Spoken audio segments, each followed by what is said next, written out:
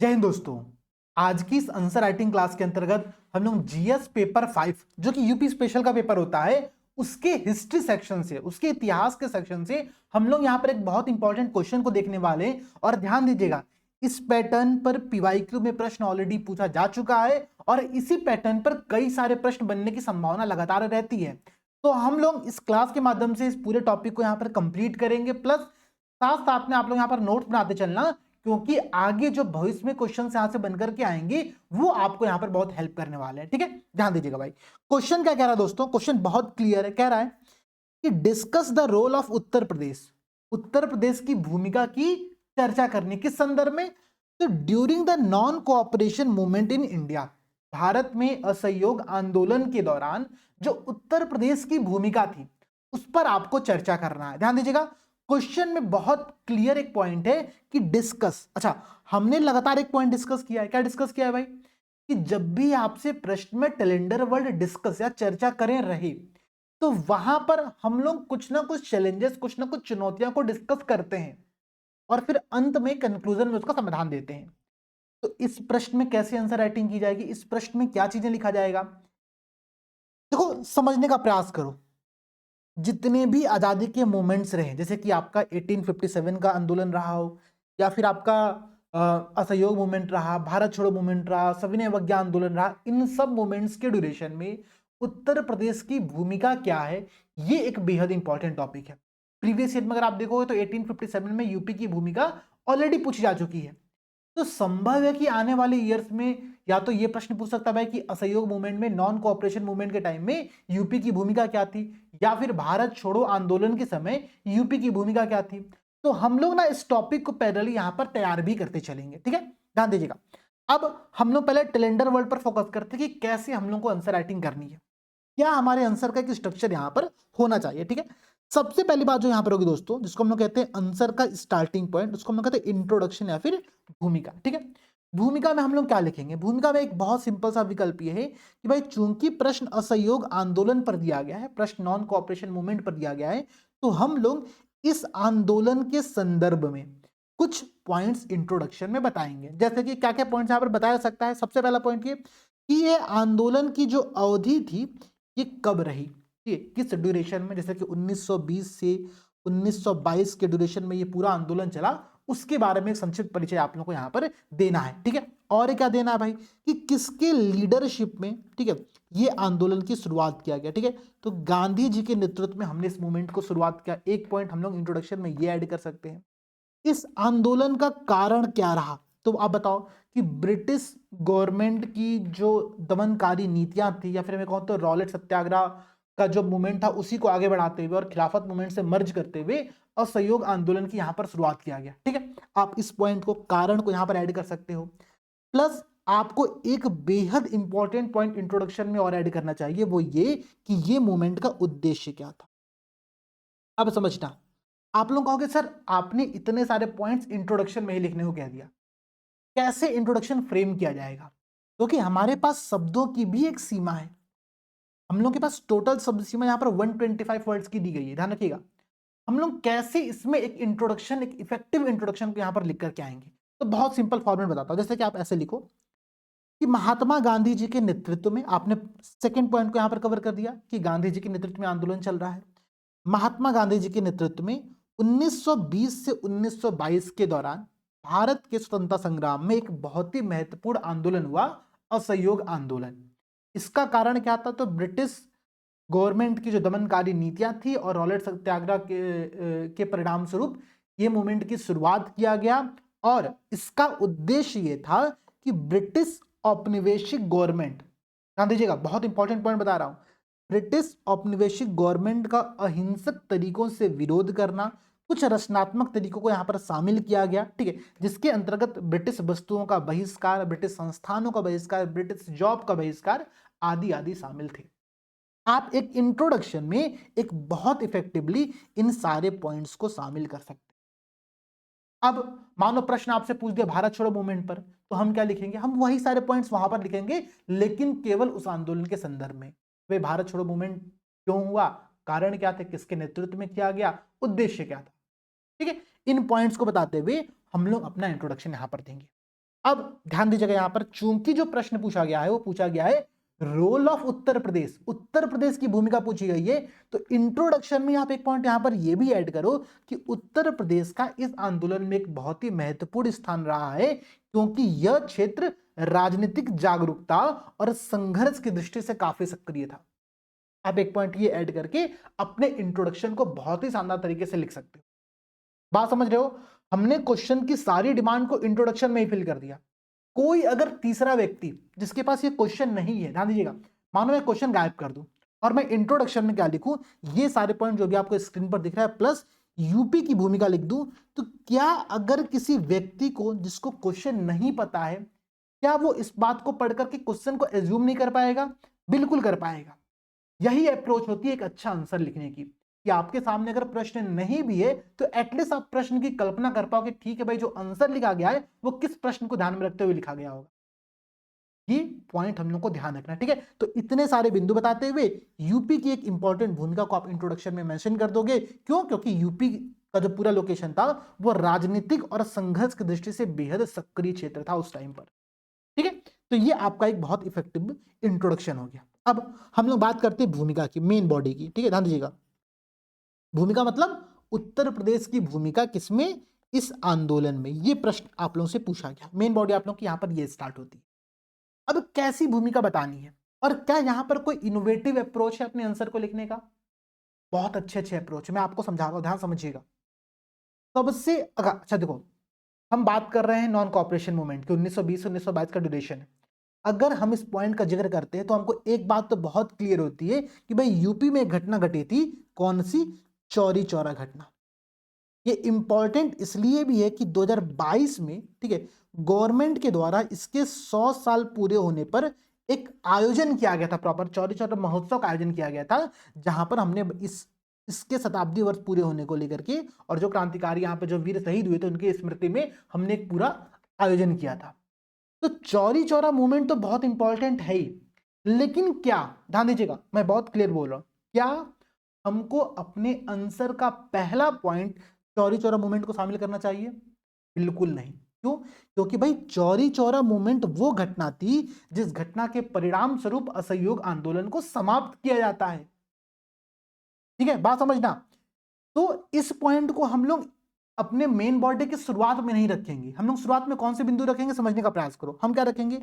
हम ये बताएंगे भाई कि यूपी जो है, यूपी में नेतृत्व की अपार संभावनाएं थी। कैसे? तो आप यहां पर एग्जांपल दो कि मोतीलाल नेहरू, जवाहरलाल नेहरू, सीआर दास, बृजमोहन भटनागर जैसे नेताओं ने इस आंदोलन को पूरे यूपी ही सहित पूरे भारत में सक्रिय रूप से आगे बढ़ाया, ठीक है। तो यूपी की भूमिका समझ में आ रही है कि यूपी ने पूरे भारत को नेतृत्व करता दिए इस आंदोलन के लिए।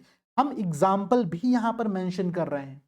इसके साथ साथ आप यहां पर मेंशन करो भाई कि यूपी में बहुत सारे यूनिवर्सिटीज थे, जैसे कि अलीगढ़ मुस्लिम यूनिवर्सिटी हो गया, आपका बनारस हिंदू यूनिवर्सिटी हो गया। इन सब संगठनों ने, इन सब यूनिवर्सिटीज ने भी इस आंदोलन में अपनी प्रमुख भागीदारी यहां पर रखी, ठीक है। तो नेतृत्वकर्ता के तौर पर आपने यूपी को यहां पर देख लिया। अब समझो, केवल नेता की तो रिक्वायरमेंट होती नहीं किसी मूवमेंट में, वहां पर जन समर्थन की भी रिक्वायरमेंट होती है, तो वहां पर जन आंदोलन की भी रिक्वायरमेंट होती है। तो वो कैसा रहा? आप यहां पर एक पॉइंट मेंशन करो, बताओ कि यहां पर जो नेतृत्व था यूपी के अंतर्गत, उसने प्रदेश में लोगों को व्यापक पैमाने पर विरोध प्रदर्शन, हड़ताल और ब्रिटिश वस्तुओं का बहिष्कार करने के लिए संगठित किया। आप बताओ कि इन्होंने, ठीक है, इस पूरे मूवमेंट के ड्यूरेशन में स्वदेशी और खादी के वस्तुओं पर जोर दिया गया, उस कपड़ों पर जोर दिया गया यहां पर, ठीक है। आप यहां पर एक फैक्ट यहां पर ऐड करो। देखो, हम लोग केवल थ्योरी लिख करके नहीं आएंगे, हम कुछ फैक्ट भी यहां पर शामिल करेंगे। फैक्ट जैसे कि, ध्यान समझिएगा आप लोग, क्रांति कांग्रेस कमेटी के स्वदेशी विभाग जो है उसने चरखों की संख्या में प्रांत में बहुत बड़ी मात्रा में वृद्धि की। परिणाम स्वरूप क्या हुआ कि जो विदेशी वस्तुओं की बिक्री थी उसमें 65% का डाउन आया, मतलब उसमें 65% की गिरावट देखी गई। अब आप एग्जाम्पल यहां पर ऐड करो कि प्रयागराज, झांसी, इटावा, जालौन, हथरस, ठीक है, अलीगढ़, कासगंज, बुलंदशहर, इन सब क्षेत्रों में जो कांग्रेस कमेटी थी उसने सूत के प्रचार और चरखा के काटने का बहुत ही प्रशंसनीय कार्य किया। क्या समझना? मैं आपको एग्जाम्पल्स ऐड करा रहा हूं, मैं आप लोगों को लोकेशंस भी ऐड करा रहा हूं। जैसे कि हमने पहला पॉइंट देखा नेतृत्वकर्ता, मैंने आपको 3-4 नेतृत्वकर्ता के नाम बताए। ये आपको अपने आंसर में शामिल करना पड़ेगा। आपको ये बात बताना पड़ेगा कि भाई ठीक है, यूपी में कहाँ कहाँ आंदोलन बहुत तेजी से आगे बढ़ा। तो हमने एग्जाम्पल दे दिया कि भाई अलीगढ़, कासगंज, बुलंदशहर, मैनपुरी, हाथरस, इन सब क्षेत्रों में ये आंदोलन बहुत तेजी से यहाँ पर आगे बढ़ा। ठीक है, और हम क्या यहाँ पर ऐड करेंगे, हम बताएंगे कि विशेष रूप से इलाहाबाद, वाराणसी, लखनऊ जैसे शहरों में स्कूल, कॉलेज और जॉब को छोड़ करके विदेशी कपड़ों का बड़े पैमाने पर यहाँ पर क्या किया गया, बहिष्कार किया गया। ठीक है, इसके अलावा हम एक पॉइंट यहां पर और ऐड करेंगे, प्रमुख शहरों की भूमिका। इस आंदोलन में यूपी के शहरों की भूमिका क्या रही। आप बताओ कि विशेष रूप से जितने भी शहर आपको याद आ रहे हैं भाई, लखनऊ, वाराणसी, कानपुर, इन क्षेत्रों में क्या हुआ कि सक्रियता के साथ ये केंद्र के तौर पर इस आंदोलन के रूप में उभरे हैं। और यहां पर जैसे कि आप देखो लखनऊ में, ठीक है, लखनऊ में जवाहरलाल नेहरू और मोतीलाल ने मजदूरों के लिए एक पूरे वर्ग को यहां पर संगठित किया इस आंदोलन के दौरान पर। ये एक बेहद इंपॉर्टेंट पॉइंट है। आप बताओ कि उत्तर प्रदेश ने महिला भागीदारी को भी बहुत तेजी से आगे बढ़ाया। जैसे कि आप एग्जांपल दे सकते हो कि कस्तूरबा गांधी, सरोजिनी नायडू, एनी बेसेंट, ऐसे बहुत सारे किरदार थे जो कि उस समय यूपी में भी कार्य कर रहे थे, बाकी क्षेत्रों, बंबई के क्षेत्र में भी काम कर रहे थे। तो इन लोगों ने, ठीक है, यूपी में महिला भागीदारी को भी इस आंदोलन में आगे बढ़ाया। एक बहुत इंपॉर्टेंट पॉइंट है। ठीक, और समझो, मैं कुछ इनोवेशन की पॉइंट आप लोगों को लास्ट में बताऊंगा। ठीक है, आप यहां पर बताओ कि ग्रामीण क्षेत्रों का कैसी भूमिका यहां पर है। तो आप बताओ कि गांधी जी के एक आह्वान पर पूरा ग्रामीण समाज क्या हुआ, स्वदेशी वस्त्र को अपनाने की तरफ आगे बढ़ चुका था। ठीक है, अब विशेष रूप से इसका ग्रामीण क्षेत्रों पर बहुत तेजी से प्रभाव पड़ा। आप बताओ कि इस पूरे ड्यूरेशन में अकेले यूपी में, ध्यान समझिएगा, हम क्या कर रहे हैं, हम विदेशी कॉलेजों का बहिष्कार कर रहे हैं। तो इस ड्यूरेशन में क्या हो रहा है कि 1921 तक, ये एक आंकड़ा है, 1921 तक यूपी में 137, मतलब 130 प्लस राष्ट्रीय शिक्षण संस्थाओं की स्थापना की जा सकी थी, जैसे कि बनारस हिंदू विश्वविद्यालय, अलीगढ़ मुस्लिम यूनिवर्सिटी, और ऐसे बहुत सारे यूनिवर्सिटी राष्ट्रीय एजुकेशनल इंस्टीट्यूशन के तौर पर डेवलप किए गए थे। ठीक है, ये स्वदेशी शिक्षा के बढ़ावा देने की तरफ एक बहुत ही बड़ा कदम था। आंदोलन केवल एलीट क्लास तक सीमित नहीं था। आप देखोगे इसी ड्यूरेशन में कृषक आंदोलन यूपी में बहुत तेजी से आगे बढ़ते हैं, और यूपी जो है वो उस समय का जो संयुक्त प्रांत था, आंदोलन का बहुत बड़ा केंद्र बनता है। आप यहाँ पर एग्जाम्पल के तौर पर लो तो उत्तर प्रदेश के ग्रामीण क्षेत्र, विशेष रूप से अवध, आगरा, गोरखपुर, कानपुर, इन क्षेत्रों में क्या हुआ, किसान बहिष्कार अभियान में शामिल हुए। एग्जाम्पल के तौर पर आपको बताता हूं, अवध में एका मूवमेंट चल रहा था, आपको याद होगा एका आंदोलन, आपने प्रीलिम्स में इस पॉइंट को पढ़ा होगा, अपने आंसर में शामिल करो। ठीक है, एका आंदोलन यहां पर हुआ आपका। एका आंदोलन का पूरा क्षेत्र वो हरदोई, बहराइच, प्रतापगढ़, इन सब क्षेत्रों में था। प्रतापगढ़ में बाबा रामचंद्र के द्वारा भी मूवमेंट चलाया जा रहा था। ठीक है, आप इस पॉइंट को भी यहाँ पर ऐड करो। आप बताओ कि संयुक्त प्रांत जो है पूरे 1920 से 1922 के ड्यूरेशन में किसान आंदोलन का एक बहुत बड़ा केंद्र बनकर के उभरा था। ठीक है, ये यूपी की भूमिका है। अब आप यहां बताओ कि भाई हमने, यूपी ने केवल आंदोलन में बहिष्कार ही नहीं किया, हमने अपना सांस्कृतिक पुनर्जागरण भी किया। और हमने सांस्कृतिक पुनर्जागरण कैसे किया, तो हमने खादी और स्वदेशी वस्तुओं को अपने एक दैनिक जीवन में उसको स्वीकार करना प्रारंभ किया। ठीक है, तो इससे सांस्कृतिक पुनर्जागरण भी यहां पर प्रारंभ हुआ। ऐसी जो पॉइंट्स है ना, अब देखो एक जनरल पॉइंट्स है। जनरल पॉइंट्स क्या, जहां पर आप लोकेशंस का नाम नहीं ऐड करो, जहां पर आप नेतृत्वकर्ता का नाम नहीं ऐड करो, और केवल रैंडम पॉइंट्स लिख दे रहे हो कि ठीक है यूपी ने बहुत अच्छे नेतृत्वकर्ता दिए, यूपी में बहुत सारे क्षेत्रों में आंदोलन किया गया, यूपी के लोगों ने पार्टिसिपेशन किया। नहीं, आपको कुछ पॉइंट्स अपने आंसर में शामिल करना पड़ेगा, वो होता है इफेक्टिव। अब क्या इस पूरे क्वेश्चन में मैप बनाने की गुंजाइश है? ठीक है, आप लोग बताओ, जिसने भी प्रयास बैच के अंदर इस क्वेश्चन का आंसर लिखा हुआ है। अच्छा, ये जो क्वेश्चन है ये हमारे प्रयास डेली आंसर राइटिंग बैच का है। डेली आंसर राइटिंग बैच हमारा रेगुलर चलने वाला एक मंथली बैच है, जहां पर हम लोग डेली आंसर राइटिंग करते हैं। बहुत सारे स्टूडेंट, अभी मुझे लगता है करीब अराउंड 200 प्लस स्टूडेंट हमारे साथ प्रयास में डेली आंसर राइटिंग कर रहे हैं, जो कि अपने में बहुत अच्छी बात है। सब लोग रेगुलर आंसर राइटिंग कर रहे हैं, कॉपी वैल्यूएशन, मॉडल आंसर, सब कुछ वहां पर हो रहा है। तो जिसने भी ये क्वेश्चन अपने प्रयास बैच में लिखा है, मुझे एक बार कमेंट करके बताना, क्या आपने इस क्वेश्चन में मैप बनाने का प्रयास किया? क्योंकि देखो मैप बनाना एक सबसे सिंपल और सबसे अच्छा कार्य है। ठीक है, आप बनाओ ना भाई। यूपी का मैप हम लोग क्यों नहीं बनाते हैं? ठीक है, यूपी का मैप बनाना सबसे इजी है। देखिए कितना शानदार यूपी का मैप बना है। दो पैर का कोई एक आप एनिमल बना दो, कोई व्यक्ति बना दो, ठीक है, थोड़ा सा वो तिरछा बना दो, बस आपका बन गया यूपी का मैप। ठीक है, अब इस यूपी के मैप में आप जितने भी लोकेशन हमने डिस्कस किया, उन लोकेशन को मार करके यहाँ पर नीचे डाल सकते हो कि मैप, और ये यूपी के असहयोग आंदोलन के प्रमुख सक्रिय केंद्र, ठीक है। आप यहां पर एक मैप के नीचे एक पॉइंट लिख सकते हैं। तो ऐसे क्वेश्चंस में ना हम लोग को मैप भी ड्रॉ करना है। बहुत सारे लोग इतिहास के प्रश्नों में मैप ड्रॉ करना भूल जाते हैं। इतिहास में तो आपके पास सबसे ज्यादा विकल्प है मैप ड्रॉ करने का, क्योंकि हम लोग लोकेशंस की बात करते हैं, हम लोग स्थानों की बात करते हैं, तो आपको मैप यहां पर बनाना ही चाहिए, ठीक है। तो सबसे इंपॉर्टेंट जो काम है कि हम लोग इस प्रश्न में एक मैप को बनाएंगे, ठीक है। दूसरी बात आपको कि सर आपने सारे पॉइंट डिस्कस कर दिया, आपने बताया ही नहीं कि चौरी चौरा कांड के बारे में लिखना कहां पर है, ठीक है। तो देखो इतना सब कुछ लिखने के बाद हम ये बताएंगे कि हालांकि, ठीक है, हालांकि उत्तर प्रदेश के एक प्रमुख चौरी चौरा घटना ने, जो कि 5 फरवरी या फिर मैं कहूँ 4 फरवरी 1922, अच्छा सौभाग्य से आज वही दिन है जिस दिन हम इस वीडियो को रिकॉर्ड कर रहे हैं, ठीक है, 4 फरवरी, ठीक है। तो 4 फरवरी 1922 को गोरखपुर के चौरी चौरा में एक घटना घटती है, जिसके परिणाम स्वरूप महात्मा गांधी जी उस घटना से आहत होकर के इस आंदोलन के समाप्त करने का निर्णय लेते हैं, ठीक है। ये एक आप पॉइंट बता सकते हो, क्योंकि देखो मैं कहूंगा फिर से, प्रश्न में आपसे कहा गया था डिस्कस करने को, चर्चा करने को, तो हमको एक ऐसा पॉइंट भी मेंशन करना था जो कि उस आंदोलन के संदर्भ में कुछ चैलेंजेस को बता रहा हो। तो आप बताओ कि यूपी में ही वो घटना घटी जिसके कारण से ये आंदोलन को समाप्त करना पड़ा, लेकिन अब निष्कर्ष क्या लिखा जाएगा, क्या कंक्लूजन यहां पर देना चाहिए, ध्यान समझिएगा आप लोग। कंक्लूजन क्या देना चाहिए हम लोग को?